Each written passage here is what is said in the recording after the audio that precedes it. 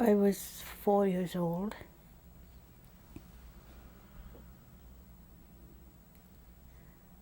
I was what you call the nursery group.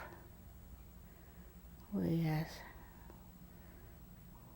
we slept in a separate area that were for nurseries. There was about 6 of us that were under 5 years old, and we all slept in a nursery.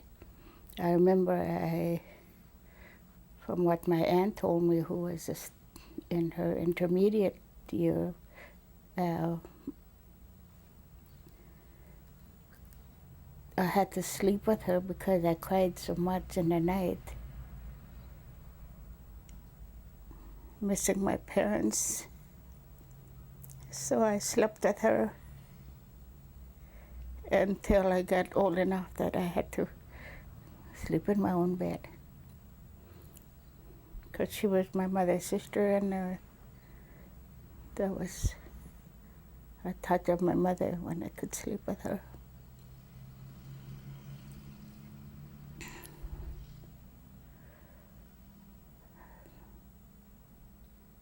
It was fine until I started to go to school, classes, and there was it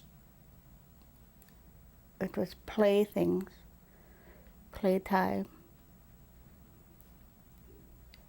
but I always had to make sure that my aunt was around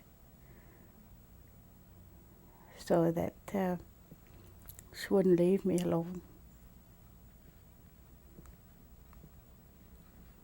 Even at 4 years old, it was a really hard and lonely time.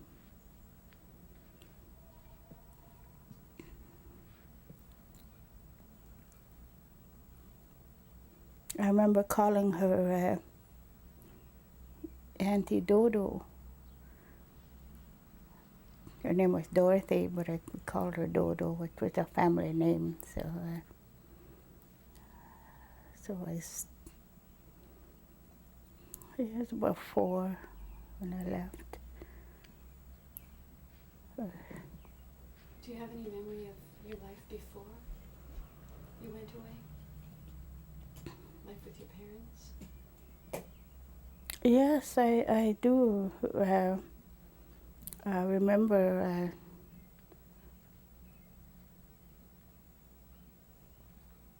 our meal times with my parents.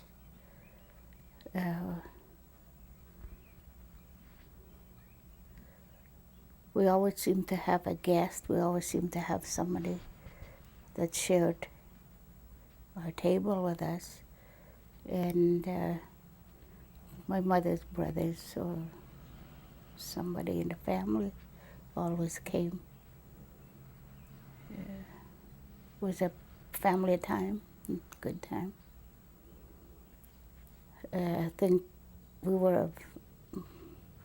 love that mother had for us as children, I think was instilled, because I think we learned at a very early age what it was like to learn to respect your family, your sisters and brothers. We were happy. Yeah.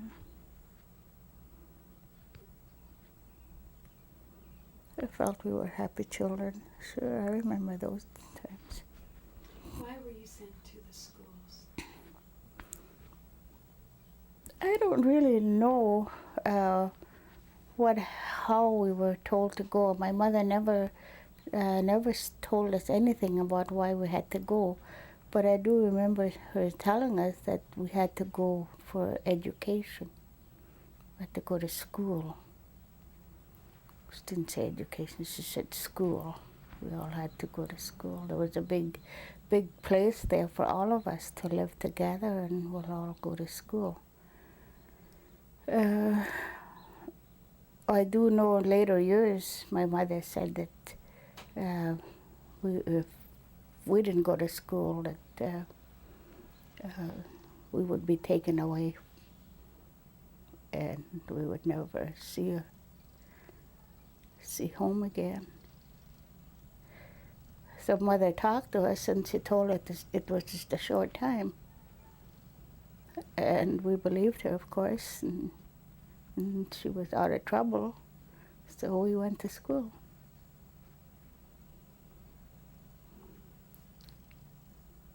Once we got there, we never did see them, only on special visits that they came, and we only went home for a short time in the summer. And it was also a time when what I say now was quality time. My parents didn't scold us or beat us up or anything, but we didn't get away with anything. We had our chores to do, and she taught us how to wash dishes and things like that in the home. So I spent some time with my one grandmother, and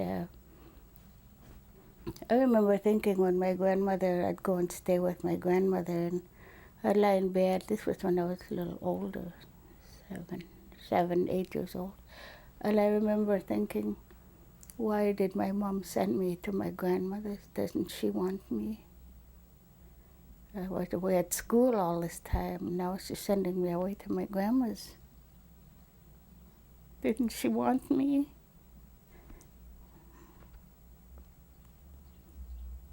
But I learned later on that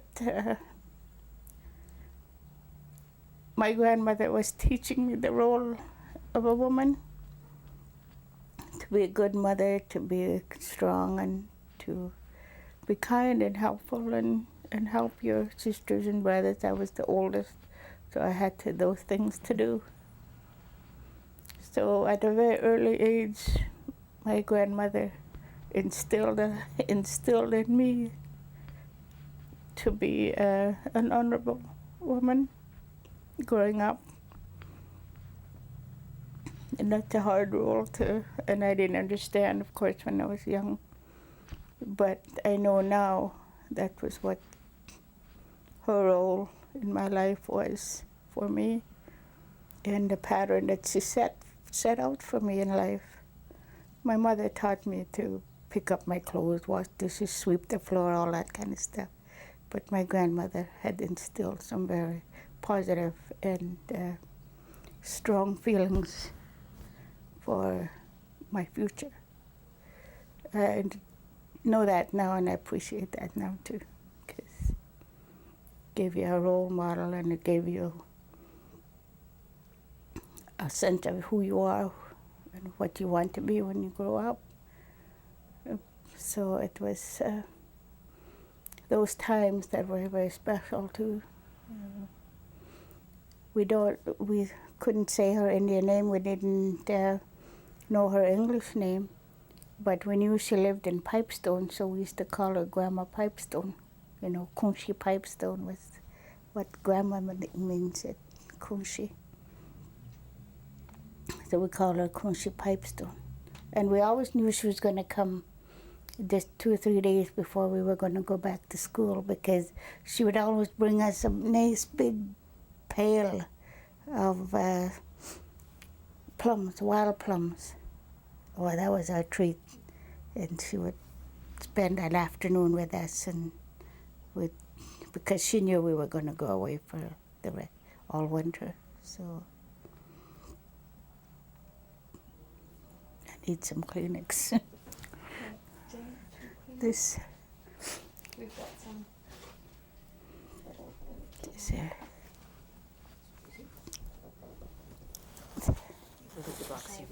Okay.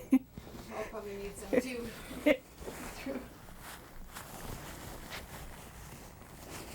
Can you talk to me a little bit about residential school, what it was, what experiences you had there, what it was in your life?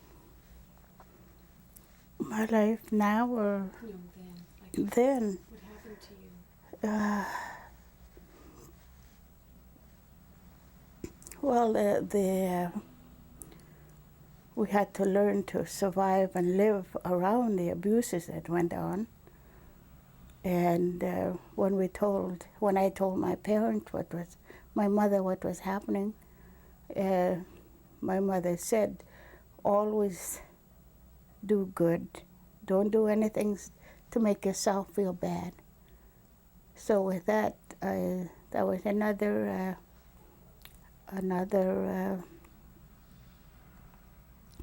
way of coping and surviving. So I tried hard to be a good student. I did my work well. We had a lot of activities, guides and girl guides and sports activities. And so I tried to do well. I did a lot of running. We had what you call field days at the end of the school term, and of course we had competition against the schools that were around surrounding area. So I always was, if not the first or second. I really tried hard. I really worked hard at doing these things because my parents said so, and it was also gave me something to strive for, to do my best, so that I could tell my parents I did something well, to let them know, so I can keep getting the support and the things for them to tell me that I did well, because nobody else would tell me that.